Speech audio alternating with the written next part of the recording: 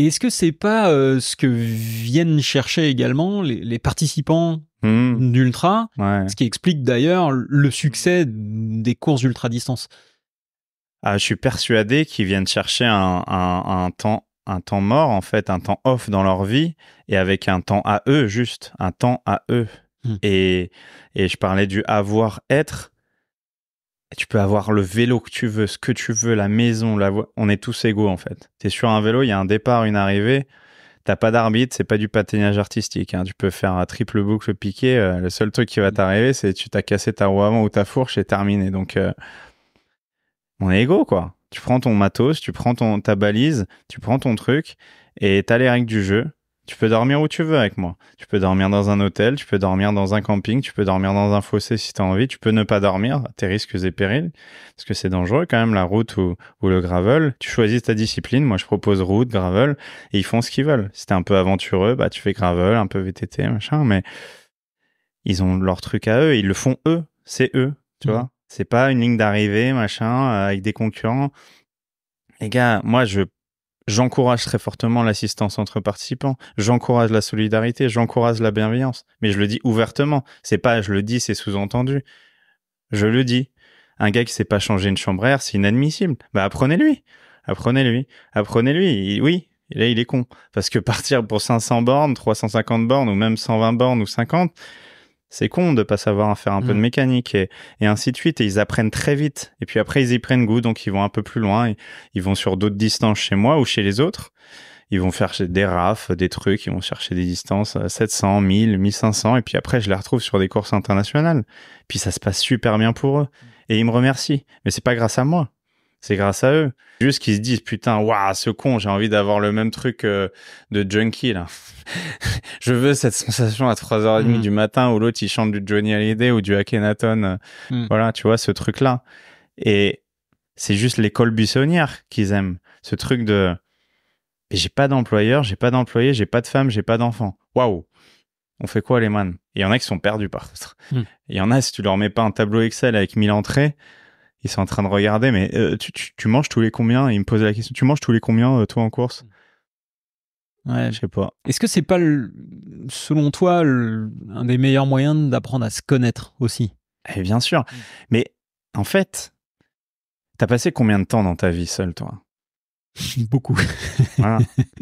Mais t'as appris, t'as compris, t'as changé. Voilà. Les gens, ils passent jamais de temps seuls. Très peu de temps. Très peu de gens passent du temps seuls. Tu vois, dans ta vie entière, tu passes peu de temps seul dans nos sociétés. Tu vois, on t'apprend pas à être seul. À l'école, t'es pas seul. À part si tu fais les formations en ligne, machin truc, t'es rarement seul, tu vois. Et en réalité, ça rend les gens un peu seuls parce que au bout d'un moment, ils ont envie de se retrouver. Ils ont du mal. Et dès qu'ils sont tout seuls, soit ils sont perdus, soit ils tombent accro à ça.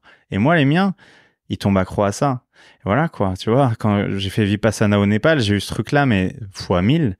C'est vraiment dans le silence. Et moi, j'ai tout, hein.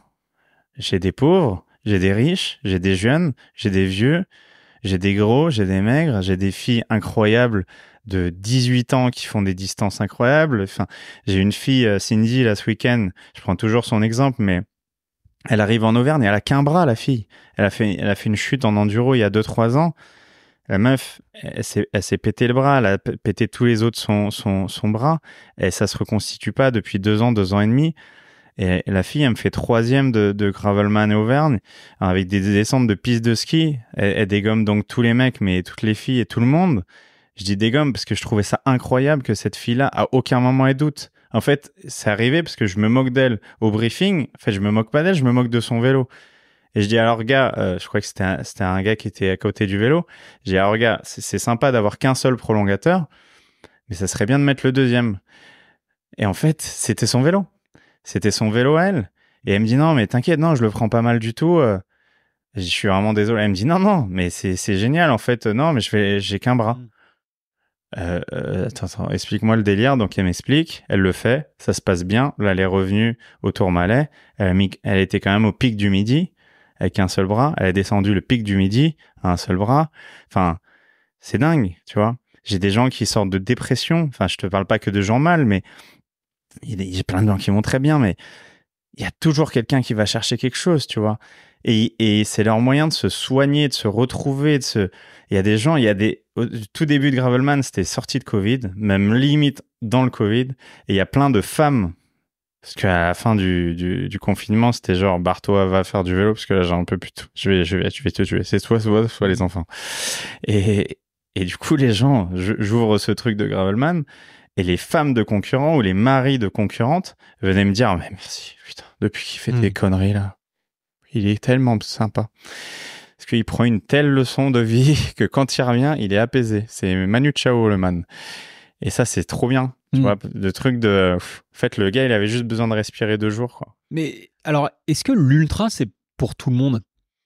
C'est pour tout le monde, faut que t'essayes. Est-ce que tout le monde peut en faire? C'est pour tout le monde. En fait, l'ultra, ça dépend où ça débute. Tu vois, tu vois, par exemple, en trail, ils disent que c'est environ 80 bornes. Voilà. 80 bornes, donc on va dire, pour moi, à partir de 200, 250 bornes, ça peut ressembler à un ultra vélo, tu vois. Mais aujourd'hui, il y a des gens qui sont très débutants qui font mes Gravelman 350, par exemple, qui n'ont jamais fait plus de 60, 80 km d'affilée. Ouais, mais par exemple, l'ultra, ça dépend aussi de soi-même. Ouais, c'est-à-dire qu'en fait, mon ultra à moi va évidemment pas être ton ultra à toi. Moi, il va me falloir 250 km, peut-être 300, pour considérer que vraiment je suis allé au bout de ma vie. Ouais. Alors que toi, il va te falloir peut-être 500. Ouais. Toi, c'est pas forcément la même évaluation. Ouais. Bah ouais, mais même 300, ça fait mal à la tête. Parce que personne faisait ces distances-là avant que je fasse ces trucs-là. Il y avait un Espagnol et moi en Europe. Personne faisait ça.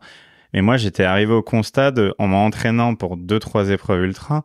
Je me disais, mais en fait, à partir de 300 bornes, tu commences à avoir les yeux qui clignotent, tu vois. Je me disais, ouf, là, tu vois, t'entames une nuit ou tu commences la nuit ou, tu vois, rouler la nuit, c'est pas pareil, déjà. C'est un peu l'école buissonnière, c'est un peu l'aventure, déjà. Tu vois, rouler la nuit, t'as les bruits d'animaux, tu regardes un peu partout. Et voilà, et c'est ça le truc de cette zone d'inconfort. Ce nouvel endroit où t'es jamais allé, cette nouvelle région, ce nouveau pays, ce nouveau truc, bah, l'ultra, ça permet ça. Voilà. Tu vas voir cette forêt, tu passes ces racines que tu détestes, mais tu les passes de nuit avec une frontale. T'es pas bien réveillé le matin, il est 5h30 et où il fait froid l'hiver. Et moi, je trouve ça dingue. Moi, j'ai des gens certains, ils avaient jamais fait de vélo, quoi. Ils avaient jamais fait de vélo. Enfin, c'est dingue de dire ça pour moi parce que j'ai commencé très tôt. Ouais. Mais il y en a qui ne savaient presque pas faire de vélo et ils y arrivent. Ils y arrivent tous. Comment on se prépare pour un ultra? C'est quoi les steps si demain quelqu'un qui nous écoute veut faire un ultra, qu'est-ce qu'il faut qu'il fasse? Bah rien. Non, mais si, il faut faire un peu de vélo. Il faut faire un peu de vélo, il faut avoir un peu un bagage sportif. En gros, si tu sais finir un semi-marathon à pied ou un 10 km ou un marathon à pied, tu es capable de faire 350 km à vélo, d'après moi. Mais c'est surtout un état d'esprit, c'est-à dire que c'est des temps longs. Du coup, ça apprend la patience. Du coup, il faut passer un peu de temps sur son vélo. Parce que ça va t'apprendre à te positionner sur la selle. Il faut s'entourer un peu de gens. Déjà partir des basiques. Est-ce que tu es bien positionné sur le vélo? Est-ce que ton matériel correspond? Bon, ça, c'est ton outil de travail. Déjà pour commencer? Ouais, étude posturale, c'est très bien. Après, ça vaut un peu cher, mais au moins, être entouré de gens qui sont des spécialistes. C'est sûr, si tu as un vélo à 500 €, tu fais une étude posturale à 250, tu te sens un peu pas très bien le soir, tu vois. Parce qu'après, faut te racheter des choses, une potence, un machin. Tu dis, oh putain, moi j'étais juste venu là pour faire du vélo, c'est compliqué. Mais oui, c'est bien d'être bien positionné sur son vélo, parce que c'est pas des chaussures. Voilà, tu vois. Chaussures, t'as divers choix, mais quand même, ça se limite à 3 choix. Là, t'as 1000 manières de se positionner sur un vélo. Et faut apprendre donc à pédaler, à piloter un vélo qui est parfois un peu chargé. Tu vois, c'est pas un vélo de 7,5 kg puisque tu mets des pochettes pour pouvoir dormir, avoir le matériel obligatoire, parce que j'aurai un matériel un peu obligatoire, notamment les éclairages, tu vois, rouler la nuit, se couvrir, après les lunettes, les gants, les basiques, un casque, etc. Mais faut juste avoir envie en réalité, parce que tout ça, moi j'ai déjà eu des gars en pédale plate, en basket, j'en ai une qui arrive en Stan Smith, désolé pour les sponsors, mais qui arrive en Stan Smith à chaque Gravelman, et à aucun moment ça lui saute aux yeux qu'elle a des chaussures de ville. Parce que elle veut juste faire du vélo, en fait. Et du coup, j'en rigole, parce que je la vois en jean, avec son sac de 50 litres. Il me dit, mais pourquoi ils ont des pochettes sur les vélos? Ça sert à quoi? Et voilà. Et en fait, dans ma tête, instantanément, quand je la vois, elle, qui arrive avec son sac de 50 litres, je dis, ça, j'ai réussi. Voilà, ça, j'ai réussi. Okay. Parce que là, elle n'aurait jamais fait de vélo, sinon. Voilà. Donc, l'ultra, si on comprend bien, est accessible à tout le monde. Ouais, faut bosser un peu. Faut bosser un petit peu. Et moi, j'ai beaucoup de vélo taffeurs, en fait. Ouais. Je pense que j'ai 25%, 30% de gens qui vont au travail en vélo, matin, soir, petite balade le midi ou le soir, et basta. Ils s'entraînent pas beaucoup. Hein. Après, si t'as une base de 150 à 300 km par semaine, c'est exceptionnel. Et j'ai des gens, évidemment, qui font 500 bornes par semaine. Il y en a toujours. Hein. J'ai des anciens triathlètes, anciens cyclistes et tout. Mais moi, j'ai des gens qui s'entraînent pas beaucoup. Hein. Et c'est très bien. Après, évidemment, si tu vas faire une course de 1000 km, il vaut mieux avoir fait 2-3 sorties de 200 avant de te lancer sur un 1000. Voilà. Je pars du principe que si tu prépares une course de 1000, il faut savoir faire 300 km, il faut savoir faire une nuit dehors ou deux. Il faut, tu vois, parce que si t'as pas de boulangerie ou à manger, à boire ou à dormir, bah tu vas devoir rouler de nuit. Si t'as jamais roulé dans un chemin avec un vélo chargé, il faut savoir le faire. Il faut savoir un peu un gonflage, le gonflage de tes pneus, tu vois.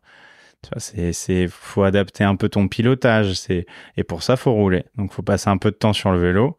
Si tu veux rouler en montagne, bah, passer un peu de temps dans la montagne, parce que il y en a qui ont peur, tu vois. Ils sont surpris, quand même. Ah, là, il y a des cailloux, quand même. Là, il y a du dénivelé, il y a des machins. Mais, non, je suis très étonné parce que oui, tout le monde y arrive. Donc, j'encourage à s'entraîner, mais pas forcément à se buter, quoi, tu vois. Ce n'est que du vélo.